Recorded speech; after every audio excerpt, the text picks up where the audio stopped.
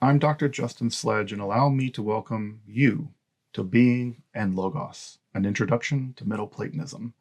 This seminar hopes to explore the philosophical foundations, especially in metaphysics, at the heart of Western philosophy following the death of Plato and before the rise of Plotinus in Neo-Platonism. But really importantly, this seminar is an example, an experiment really, in crowd-funded university-level education. No paywalls, no subscriptions, no fees, just here's a class for free. And that's only really possible through the generous support of my Patreon. If you want to support this project, please consider taking a look down below at the links for my Patreon. But otherwise, I'm honored to welcome you to this course as we explore the fascinating philosophical developments at the very heart, at the very origin of Christianity, of Hermeticism, of Gnosticism, and the foundations of Western Esotericism. Welcome to Being and Logos. All right, everyone. So now we're in the deep end, and in some ways, this seminar is kind of being bookended by Pythagoreanism. On the one hand, we have the claims made by a lot of early Platonists in the Old Academy that Plato ends his career as a Pythagorean if he were ever anything other than a Pythagorean.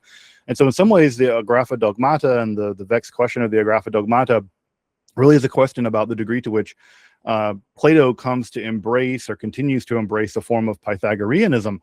And interestingly enough, as we begin to wrap up this seminar, we are also back in the land of Pythagoreanism.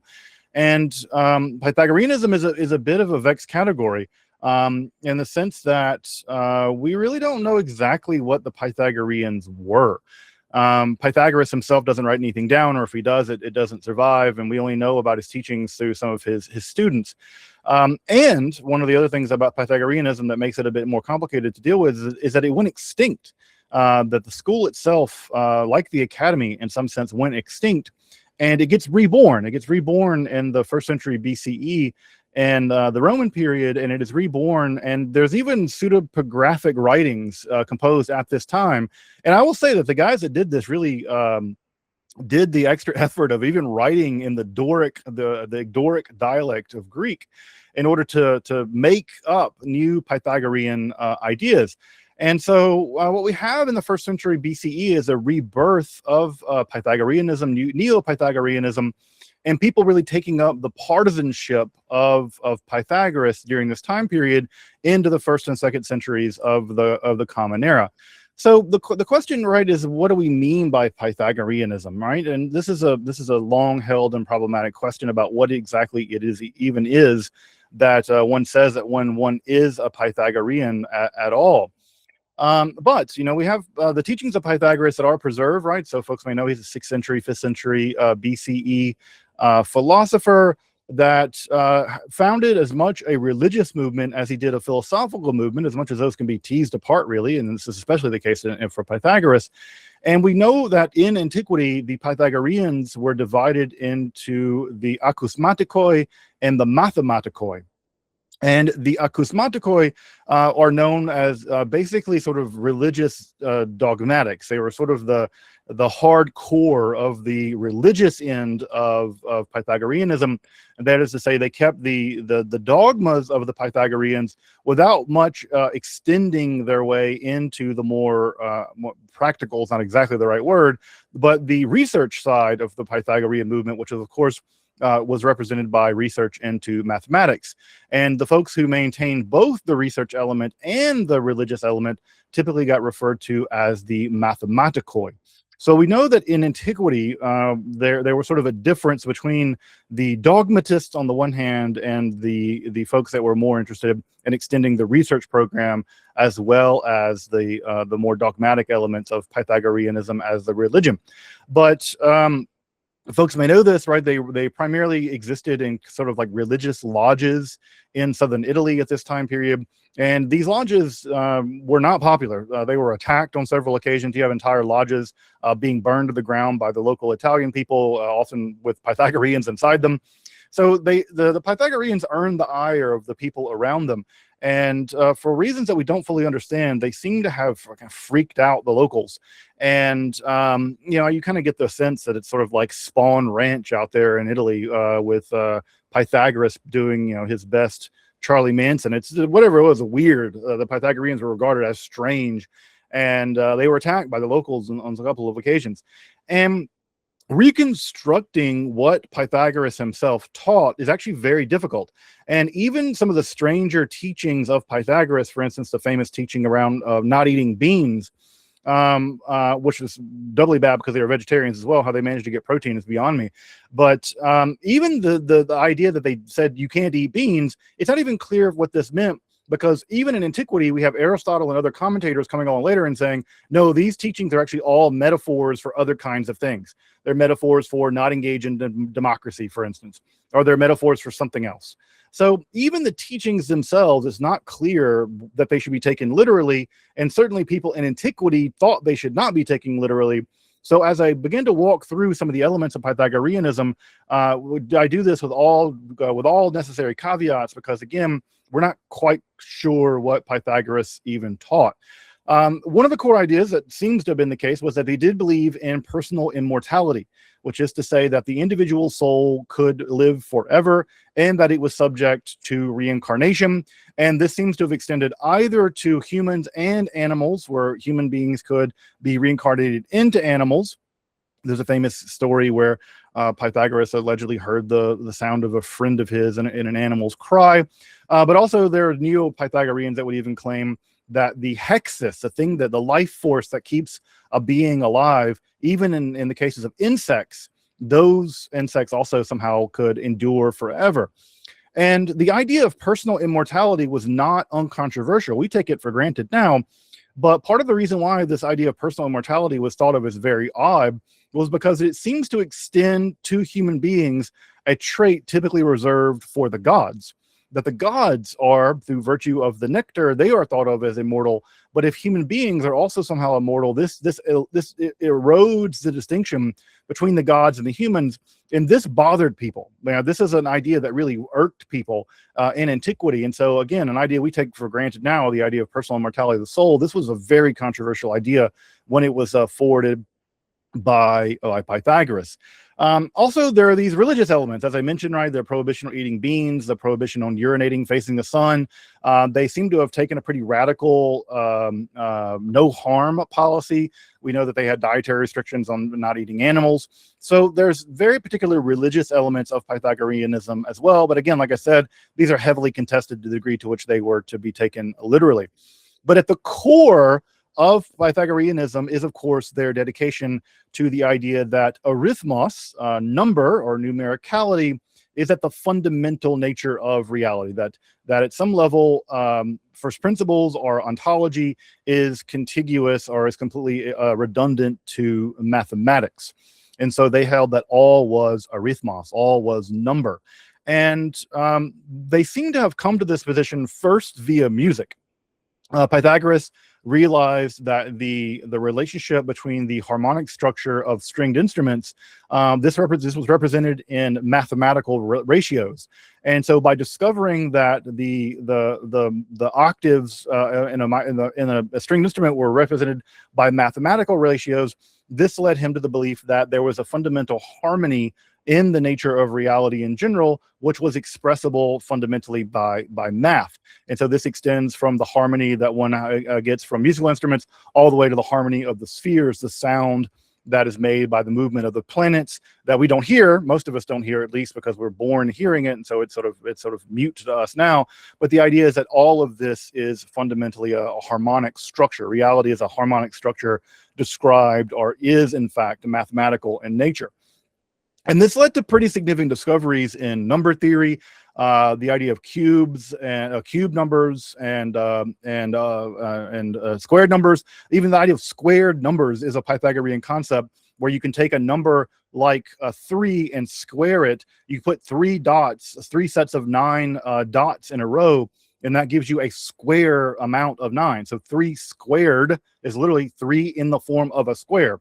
And so this idea was developed by Pythagoras, and they developed an entire mathematical and number system based on the addition of numbers in this squaring and cubing fashion. They also had triangular numbers, which we don't really do anymore these days. So in addition to cubed and square numbers, they also had triangular numbers, other kinds of mathematical systems. And while this is disputed, there is some reason to believe that Pythagoras and the Pythagoreans discovered the nature of proofs. Now, I don't want to dwell on this too much, but proofs are extremely strange things.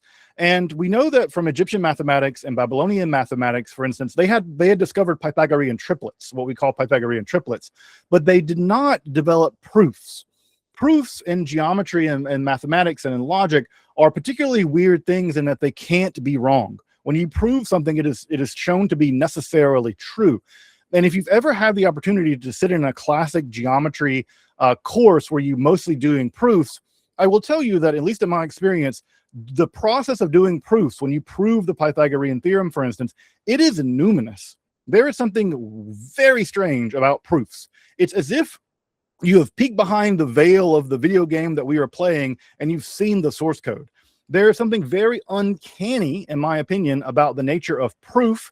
And for the Pythagoreans, when they discovered proofs, assuming they did, this led them to the belief, and I think a completely reasonable belief, that they had discovered something fundamental about the nature of reality, right? It's not something that you can simply, it's not like a belief or a doxa where it can be true and not true depending on the circumstance. When you prove the Pythagorean theorem, you are establishing the existence of mind-independent realities, right? The Pythagorean theorem was to be discovered.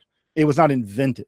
And when you discover something like the Pythagorean theorem, it's like it's been hiding there. And if it's been hiding there in nature, that means something put it there. And so that, it seems, again, a very reasonable belief that insofar as the Pythagoreans discovered the nature of proof, this led them to a kind of religious awe of proofs. And to that, I do not fault them at all. There is something about the nature of proof that is, to me, I think to this day, I find something numinous about engaging in mathematical, geometric, and logical proofs.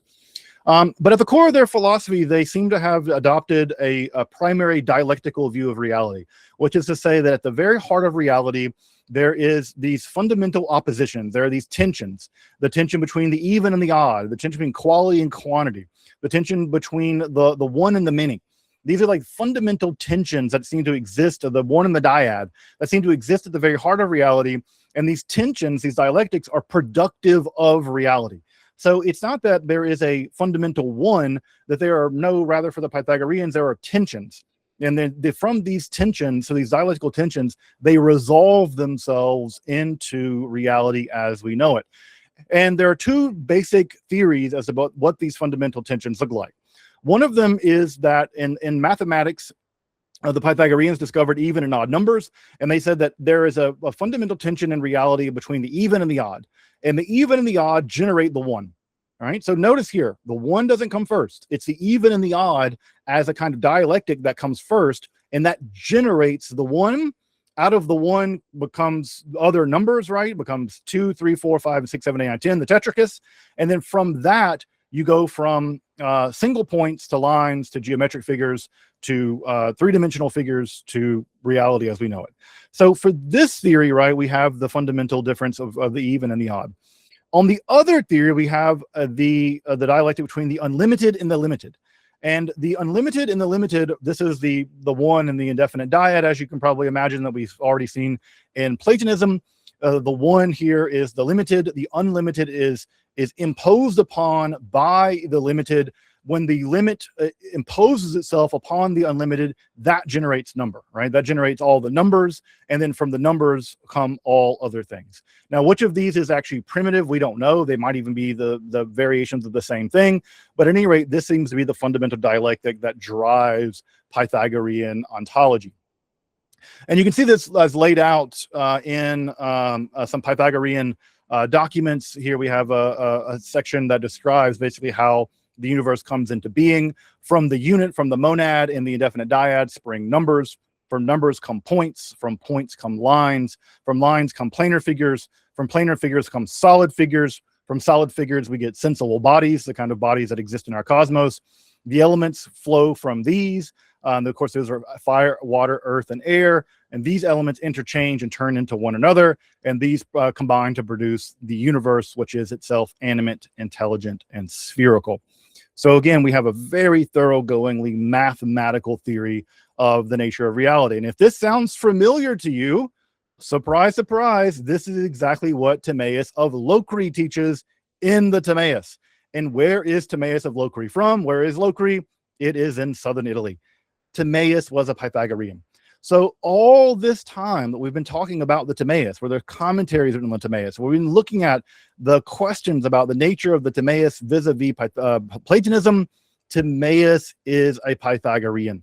And unsurprisingly, his worldview, which we've all been calling Platonic, is fundamentally Pythagorean in nature. Of the Pythagoreans, the earliest and most important Pythagorean that we do actually have surviving documents for, of course, was Philolaus. Philolaus does survive in a fragmentary form, and in him, and also what we get from Aristotle, is that we're told that for the Pythagoreans, they believe in a central cosmic hearth. There's like a fire at the very center of reality, and around that fire, in kind of like a toroid shape, right? We have a pillar of fire that loops back around and becomes the outer fire, and then beyond that is void. And so we have this toroid structure of a central fire, and around the hearth of the cosmos, we have a planet called the counter-Earth. We have the Earth, we have the Moon, the Sun, Mercury, Venus, Mars, Jupiter, Saturn. Then we have the fixed stars, and then the outer void. Right. So what's interesting about Philolaus and the Pythagoreans, when this is not consistent, by the way, is that at least Philolaus believed in something like a heliocentric worldview. He is one of these strange exceptions in antiquity to accept something like a heliocentric worldview. Now, if you're wondering what the counter-Earth is, the counter-Earth is a very mysterious entity that we don't really know exactly what it is. Most scholars think that the counter-Earth was introduced by the Pythagoreans to make it such that the universe is composed of 10 entities, right? That the tetrachus is a sacred geometric or mathematical form for the Pythagoreans, and that the counter-Earth was introduced by the Pythagoreans in order to round out the universe into 10 cosmic entities. And of course, right, we said that in the same way that when strings move, the vibration produces sound, the movement of the planets also produces sound. And this is this famous harmony of the spheres, of course, that we don't hear, at least most of us don't hear, because we were born hearing it. So it's happening all the time. And again, I said that the fundamental thing, rather than positing a one, the Pythagoreans seem to have embraced the idea of a dialectic. And the dialectic's the form of, again, the odd, the even, the limited, the unlimited, the right and the left, rest and movement. They think of all things as being the product of these ontological tensions. Now, at the core of their idea, right, is the notion that fundamentally all is arithmos, that everything is arithmos. And this is a problem that actually is introduced in three senses about what they mean by saying everything is arithmos. And the problem comes from the Greek word homoios. And homoios means something like similar or identical to. And the problem, of course, is that analytically, similar and identical to do not mean the same thing. But in Greek, at least at this time period, until we get the technical language of Aristotle and the Stoics, that the word similar and identical to were doing the same, they were using the same word for the Pythagoreans. And so there is a sense in which the Pythagoreans seem to, on the one hand, believe that everything is identical to number. There's another sense in which everything is somehow composed of numbers. You can think about the triangles of the Timaeus and how those triangles become the sort of the atomic building blocks of all physical things. Or there's a weaker sense in which numbers resemble everything, that things resemble numbers. And notice that in the Greek, all three of these, when the Pythagoreans talk about them, all three, identity, composition, and resemblance, all in some sense get used by the Pythagoreans to talk about the relationship between numbers, arithmoi, and reality.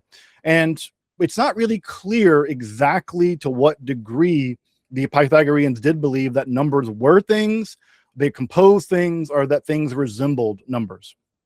And they trade on the fact that this word is ambiguous in the Greek. And it's not until, like I said, Aristotle, later the Stoics, that it becomes more clear But at any rate, we have the idea here that there is a sense of equality or a sense of similarity, but the Greek actually is not quite clear in the 4th and 5th century. But as I mentioned, the Pythagoreans go extinct. Here's famously Pythagoras. I love Pythagoras, like shunning the fava beans over there. You know, he's looking at the beans and oh God, no, the horror of the beans. But the school goes extinct. The school goes extinct mostly to some sense because they're hunted down. The Pythagoreans are hunted.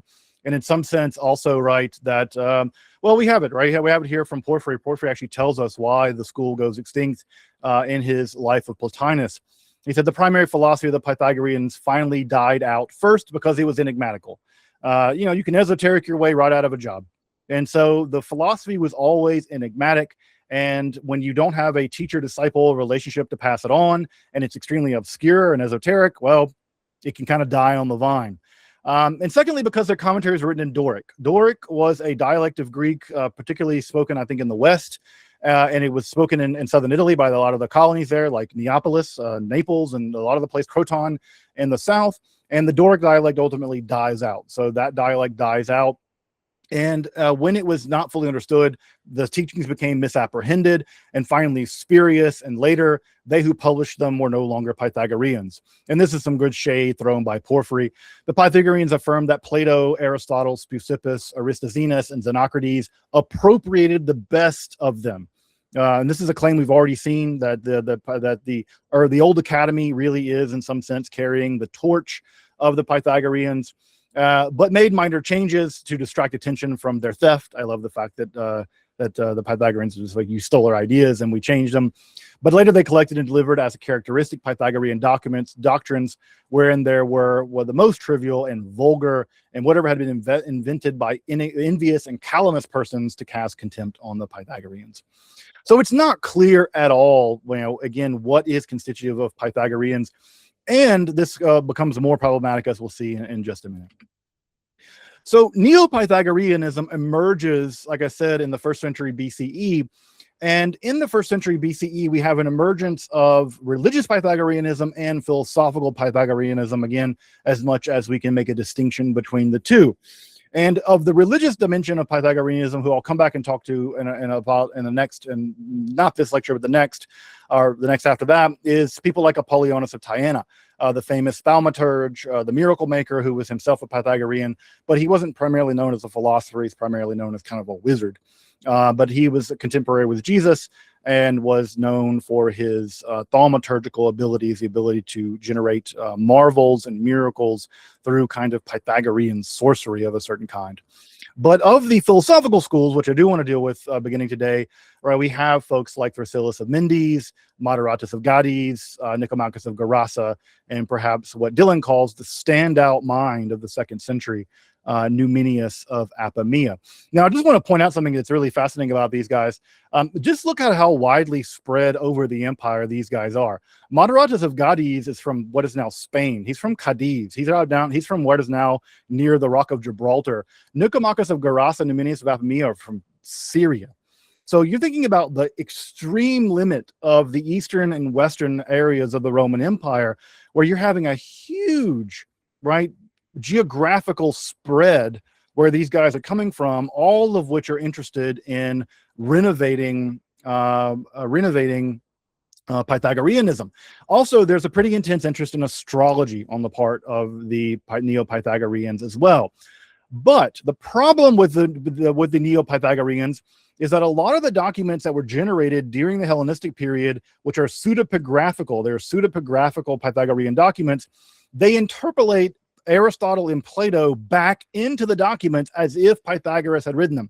So it's really difficult to tease out to what degree these are authentically Pythagorean, representing Pythagorean ideas, or they are Aristotelian and Platonic ideas back interpolated into a Pythagorean dress.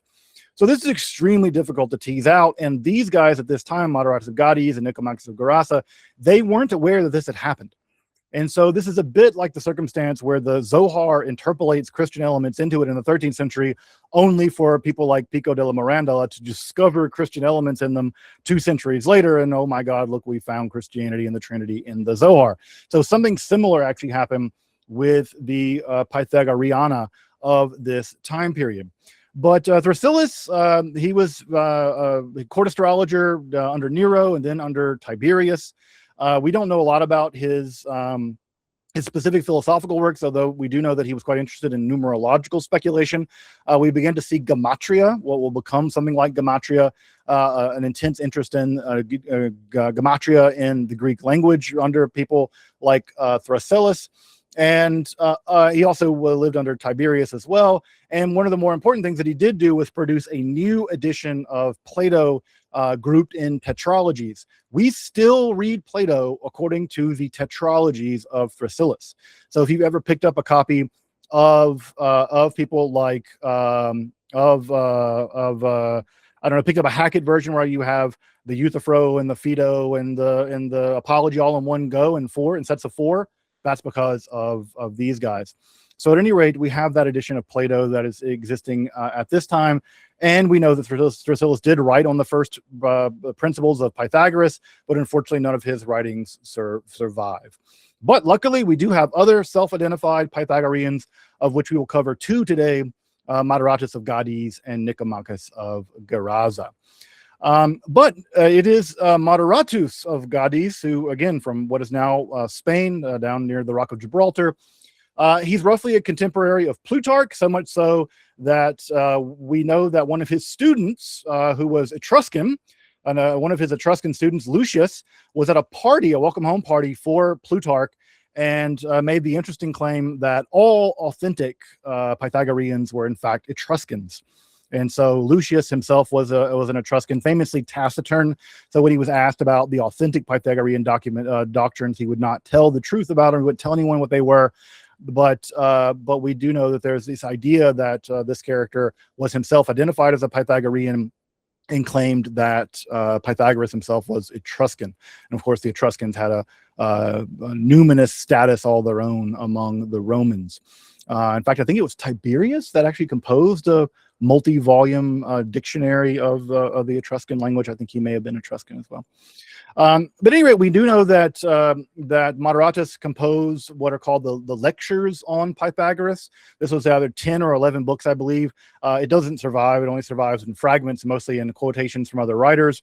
But again, Moderatus held, like a good Pythagorean, that everything in Aristotle and Plato was in fact just debased Pythagoreanism.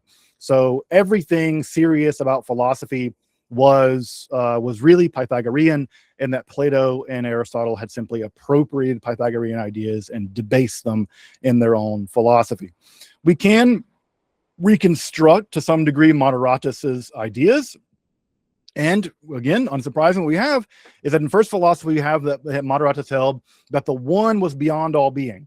So again, we can always tell in Middle-Platonism where you're going to put the one. Are you going to shove the one up above being, like Plotinus is going to do, and other people? Are we going to yank the one back into being and be able to talk about them? It seems that what Moderatus wants to do is he wants to shove the one above being. And then below that being, there is the one that really is, right? To ontos on, the one that really is, that language of to ontos on, that language is typical Pythagorean language. And so that entity, that divine being, is also doing the heavy lifting of the demiurge. This is the creative form of the divine. And of course, below that is the realm of the soul. The soul realm is the realm that we live down in here. The soul realm exists insofar as it participates, that language of participation, although they don't use a language of methexis. They use a language of participation, a slightly different word in the Pythagorean language. And the soul realm exists insofar as it participates in the realm of the one and the realm of the forms. Now, the realm of sense is fundamentally irreal. So the realm of the sensibles, and in a classic Platonic sense, is irreal. And Moderatus describes, in a somewhat exotic and I think tantalizing way, he describes matter as the shadow cast by non-being, which is just Lovecraftian in its creepiness. That matter is simply a shadow cast by non-being, and it manifests itself as quantity. And of course, quality being from the realm of the sensibles, or the realm of the intelligibles, quantity being down here at the level of the sensibles. And it's said to be inferior even to quantity. So we don't exist. Matter doesn't really exist. it only exists insofar as it participates in the higher realms of being, and it exists only as a kind of shadow cast by non-being. What is interestingly missing from Moderatus is it doesn't seem we don't seem like we have the one in the indefinite dyad. So it doesn't seem like we have that classic idea coming from what I might call orthodox Pythagoreanism, but rather we have the idea of a one, and below that the realm of the one that is, and below that the realm of the soul, and matter is kind of a fourth realm which really can't be said to truly exist. But of these three layers, right, we think that Moderatus is getting these primarily from the dialogue of Plato, the Parmenides, because in the Parmenides we get a very similar kind of ontology that seems to be typical of the late Plato. Now, we've already talked about the Parmenides as how it fit into the canon of philosophy for the Middle-Platonists. For the Middle-Platonists, the Parmenides was almost exclusively regarded as an exercise in logic chopping. That you studied the Parmenides not to learn ontology, you studied the Parmenides to learn logic. And if you've ever read the Parmenides, and you'll know you're in a heavy dose of logic in there. The Neo-Pythagoreans, on the other hand, took the Parmenides as the apex of the Platonic corpus.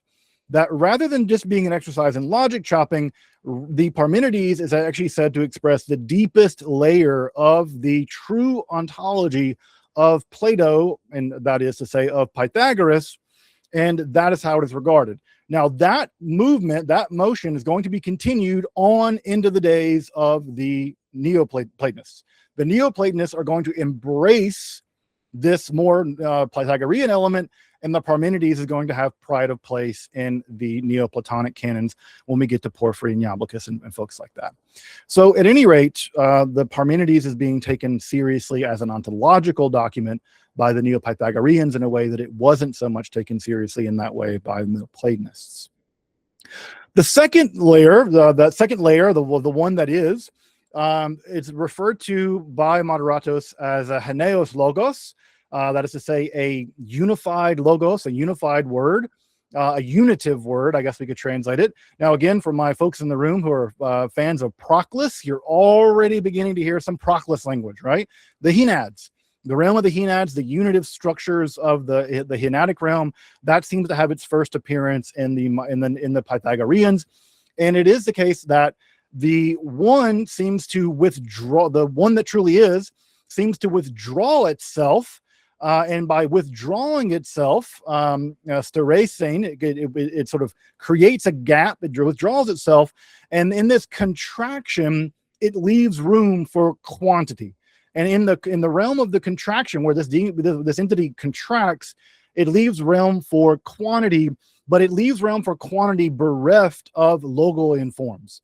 And therefore, it is in the realm of non-being. It's quantity without logos and form. And in that, what has to happen is that matter emerges in that gap, in that withdrawal. And again, my Kabbalist people are hearing probably Simsum, right? This sounds a little bit like it's like Luria, but in that gap, what emerges is a kind of indefinite quantity, right? A posotes, a kind of indefinite quantity. And that indefinite quantity is opposed to the quality of the one. So the realm of the intelligibles is governed by quality. Our realm is governed by indefinite quantity, quantity with no number. I know that's a very, very weird and abstract way of thinking, but imagine sort of a quantity that is not definite, indefinite quantity. And what ends up happening is that in this realm, this indefinite quantity becomes qualified insofar as it participates in the forms. And it becomes qualified in the sense that it becomes something. Right? So it becomes definite in its participation with the realm of the forms above it. And so this is how Moderatus thinks being comes into play. Matter comes into existence as indefinite quality, indefinite quantity, which is qualified, indefinite quantity, which is qualified, and its qualification is what generates reality as we experience it. So our soul, which comes from that upper realm, the last realm of the realm that really is, again, our cosmic realm, the realm of the body, the realm of physical objects, is not really real. But our soul, which is truly real, and which does endure forever, is a rational element of the downstream of the one that really is, and it is informed by participation in the higher realms. So we're already getting, we've seen this already with some earlier folks like Eudorus of Alexandria. We're seeing a pretty hard dualism developing here, a pretty hard dualism. The physical world's not real. The spiritual world's the only thing that's really real. And it's only the physical realm is just barely holding on in that it is given some definite form by matter. So rational matter is that which is informed by soul. Irrational matter, which is physis, again, the language typically used by Plato. Physis is irrational matter, and I said it's a shadow cast by non-being. So we are at the very limit, the very edge where being sort of tatters off into nothingness, right? To use the language of Plotinus a little bit, we are at the edge of being as it tatters off into non-being. And so we live in a realm that is just barely holding on to any existence at all. And so again, we live in a realm that is quantity, which is resolved in some sense, made by form, by its participation in form. And therefore it is what Moderatus will call a reflection, right? It is not really real. It is a reflection cast by the true realm and not by participation. So matter cannot participate in the higher realms. It simply is a reflection of the order that it is coming from those realms. Now, this triple-tiered reality where matter especially is sort of tattering off into non-being, all of this sounds like Plotinus. All of this sounds like Plotinus. And if you've ever wondered why does Plotinus sound so strange compared to other Platonists, is because Plotinus is taking the lead of the Pythagoreans. Right, he is talking in a much more Pythagoreanizing way, and so if you're beginning to hear language that sounds like Plotinus, it's because Plotinus is going to adopt a lot of the metaphysics of the Neo-Pythagoreans. So that's all we know about Moderatus. Unfortunately, we don't know a lot, and I think that his theory of creation through contraction is a fabulously interesting precursor to the Kabbalistic idea of Tzimtzum. But unfortunately, we just have very little of his writings, and what we do have is quite vague and quite strange. Now, of the writings of Nicomachus of Gerasa, we do have some writings. We have his Manual of Harmonics, which is a fantastic book, and we also have his Introduction to Arithmetic. His Introduction to Arithmetic, by the way, was the standard textbook of arithmetic in the ancient world. So if you want to learn arithmetic the way that the ancients learned it, the philosophically inclined ancients, go pick up his book. You can get it. You can get it online. It's relatively inexpensive. And so we have both his Manual of Harmonics and his Introduction to Arithmetic. Unfortunately, his other works do not survive, or survive only in fragmentary form, but they are quite interesting. Sadly, one of the ones that does not exist is his Theology of Arithmetic, which would have been fabulous if that would have survived in greater detail. But unfortunately, it does not. We do have chunks of his Life of Pythagoras because it's preserved by Porphyry. Porphyry writes his own Life of Pythagoras, and we think that Porphyry's Life of Pythagoras is being deeply influenced by the writings of Nicomachus of Gerasa. So we do have it, at least in fragmentary form, as it survives in Porphyry. Now, unlike Moderatus, Nicomachus of Gerasa sounds a lot more Platonic. Moderatus sounds more freaky Pythagorean stuff. Nicomachus is a bit more on the orthodox Platonic side of things. But he argues that the aim of philosophy, which again, we've already heard in Platonism, which is to be like God, and for the Stoics to be like nature, to follow nature, it is for him, for Nicomachus, it is the task of philosophy is to meditate on what truly is.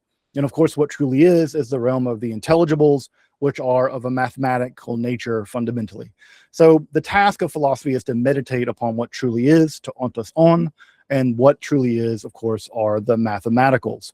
Now, of course, that's to be contrasted with our realm, the realm of becoming, the realm of non-being, right? Which, of course, is the opposite of to ontos on. It is uk ontos onta. It is the realm that ain't, right? To make it a bit more southern, we live in the ain't, and he wants to meditate on the is.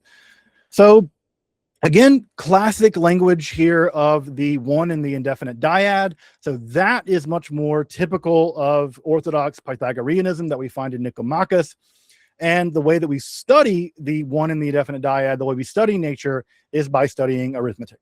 So we study arithmetic, geometry, and number theory. And again, when you hear the word arithmetic here in the Pythagoreans, you should hear something like number theory, not arithmetic in the sense of adding numbers up. They're much more interested in number theory as opposed to just addition, multiplication, and they think of that as sort of a base form of mathematics. You're thinking about number theory in general. But we have the classic dialectical form of the kinds of things that we see already in Pythagoras, right? We have the odd and the even, the equality and inequality, the quality and the quantity, the bound and the boundless, the peros and the aperon. And it is these dialectics which structure being. So being is structured, according to Nicomachus, by how these dialectics are resolved.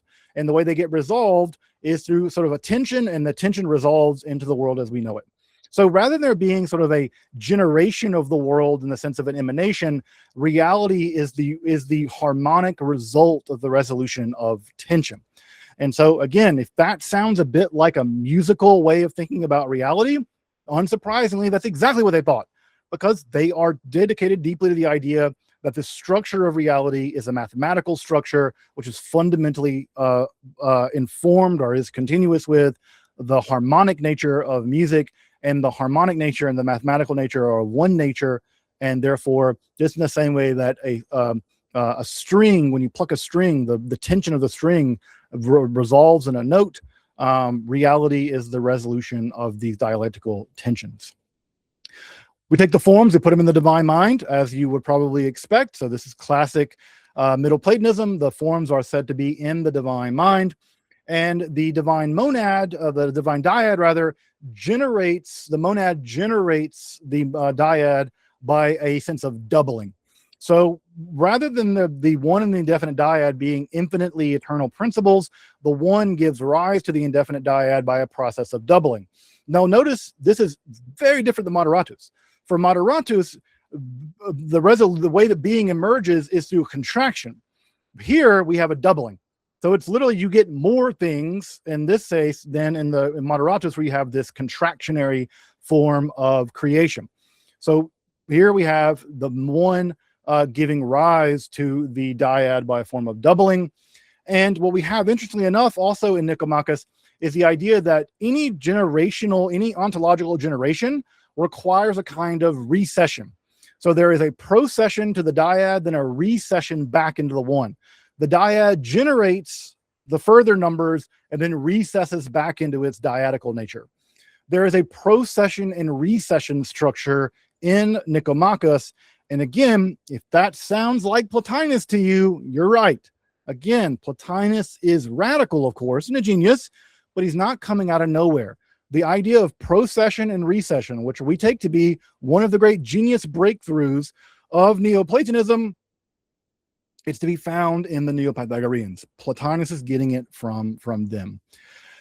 Now, one of the ways that this flows out, of course, is through the fates, the mori, and the idea is that the fates flow, the one flows to the dyad, flows to the fates, that structures reality, and then it flows back into this.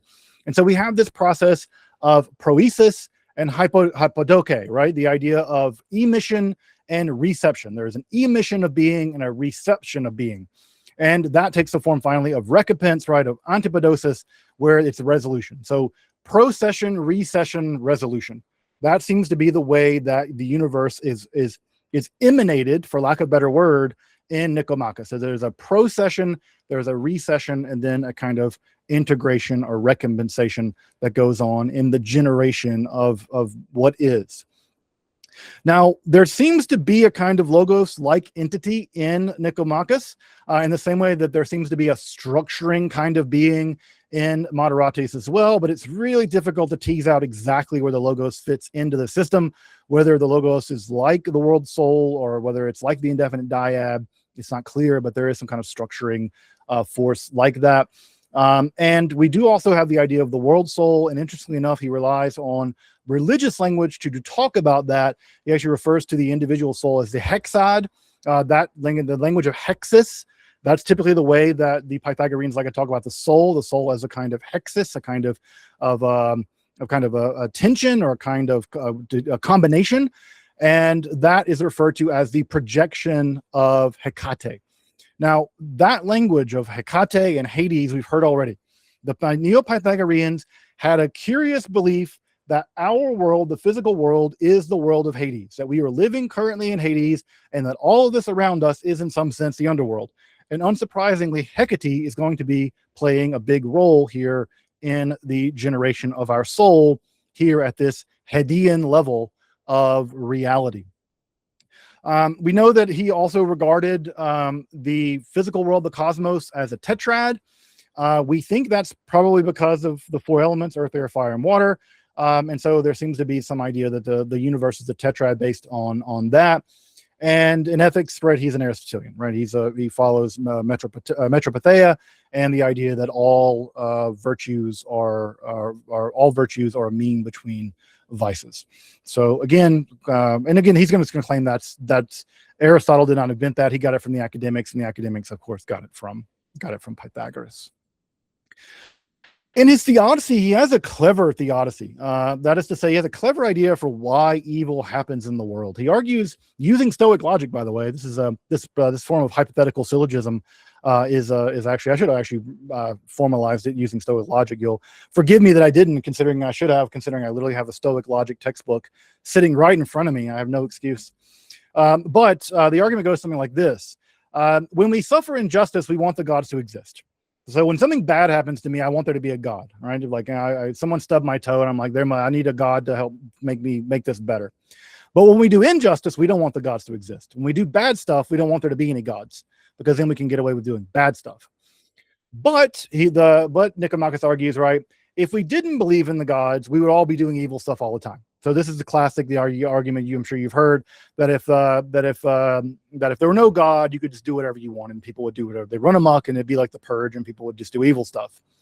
But he argues, providence wants the best for us. Providence, the will of the gods, does want the best for us. And so the gods acting through nature actually do want the best of us. So how is it that we can be motivated to act in our own best interests? Well, subjecting us to evil is the best way, because if we're subjected to evil, at least every once in a while, we'll believe in the gods. And if we believe in the gods, what will we do? We'll do what's right. So the gods have programmed nature to dole out evil to us in a degree to which we experience evil, and because we experience evil, we want the gods to exist. And therefore, because we believe in the gods, we follow the rules. So this is an interesting argument of theodicy, right? Why do bad things happen to good people? Bad things happen to good people precisely to make them good. Precisely to make them good.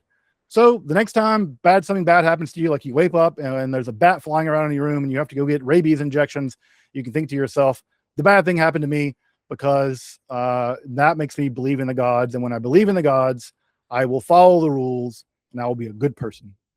So if you ever get asked, what's the Neo-Pythagorean argument for why bad things happen to good people? The argument is bad things happen to good people precisely to make them good. So I think it's a clever argument. I find it a bit whimsical, but again, a nice instance of Stoic logic being deployed here in the form of theodicy. Well, what we have in these Pythagoreans, there's some pretty exotic stuff here, right? As I mentioned at the beginning of the lecture, we're kind of in the deep end now. The Neo-Pythagoreans represent the deep end of philosophy. They're because they're not following in a strict orthodoxy, they can be a bit more creative, as we've seen with Moderatus. But we have a return in some sense, and in many ways, this whole course is kind of horseshoeing back in upon itself to the older ideas of the Pythagoreans as much as we understand them. But they're Pythagorean ideas that remain pretty firmly Platonic, as we saw with Nicomachus.